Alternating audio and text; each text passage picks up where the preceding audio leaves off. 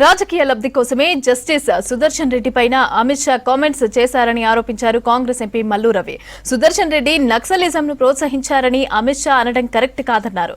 సుదర్శన్ రెడ్డి ఇచ్చిన తీర్పును వ్యక్తిగతంగా చూడొద్దని, సుప్రీంకోర్టు తీర్పుగానే చూడాలని అన్నారు మల్లు రవి.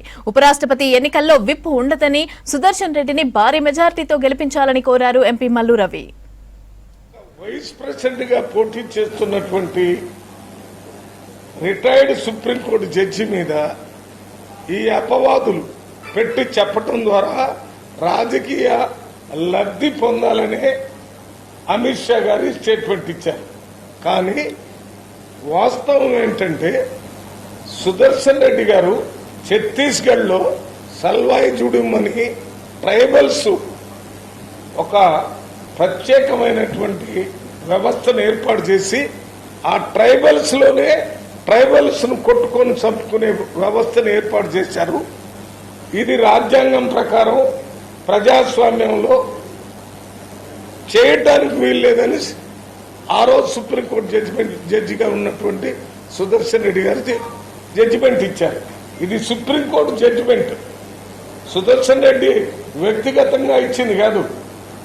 కాన్స్టిట్యూషన్ లో ఏమిచ్చారు?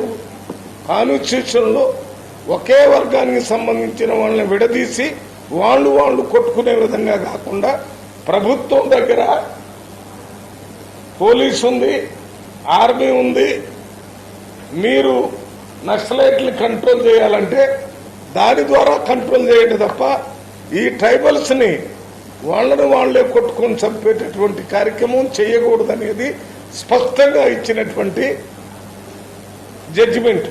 ఈ జడ్జిమెంట్ ని మరి పూర్తిగా అమిత్ షా గారు చదివారో చదవలేదు, లేక దీన్ని ఇంకో రకంగా చెప్పటం వల్ల వారి పార్టీ అభ్యర్థి గెలవడానికి ఉపయోగపడుతుందని చెప్పారేమో తప్ప సుదర్శన్ రెడ్డి గారికి నక్సలైట్లకు సపోర్ట్ చేశాడు ఈ జడ్జిమెంట్ ద్వారా అనేది పూర్తిగా